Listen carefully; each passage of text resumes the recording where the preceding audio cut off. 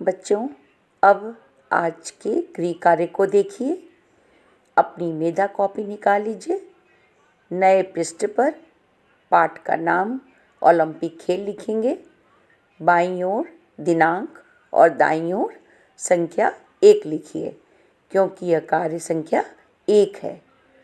Olympic खेल के नीचे शब्द अभ्यास लिखिए, जैसा कि दिए गए चित्र में लिखा गया है। अब उसके नीचे पेंसिल से एक रेखा खींचिए। उसकी एक तरफ शब्द और दूसरी तरफ अभ्यास लिखिए।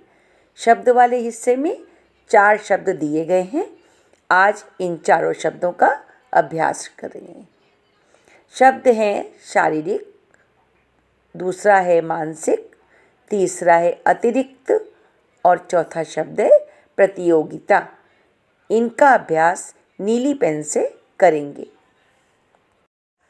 अब आते हैं कार्य संख्या 2 पर।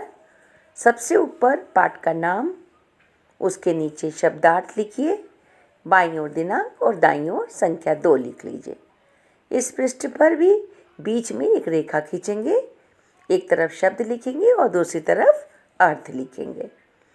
शब्द हैं अनुशासन, जिसका अर्थ है नियमबद्धता। दूसरा शब्द है सद्भाव, जिसका अर्थ है आपसी प्रेम।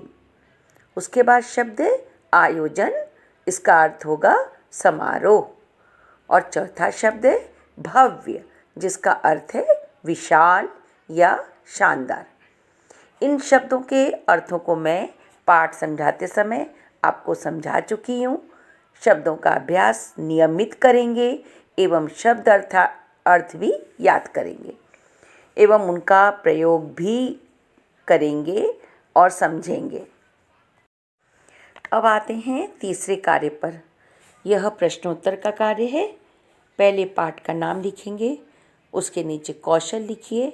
विषय पर सामूहिक चर्चा। उसके नीचे नैतिक मूल्य सद्भावना लिखेंगे।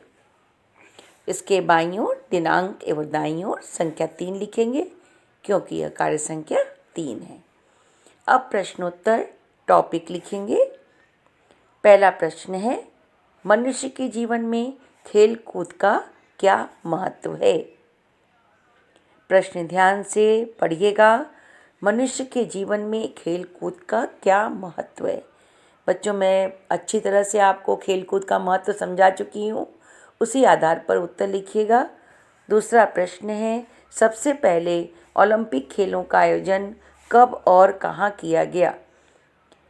इस प्रश्न का उत्तर आपकी किताब में बहुत स्पष्ट रूप में लिखा हुआ है। इन दोनों प्रश्नों के उत्तर समझकर लिखेंगे। कार्य पूर्ण करके अपनी हिंदी अध्यापिका को समय से मेल कर देंगे। धन्यवाद।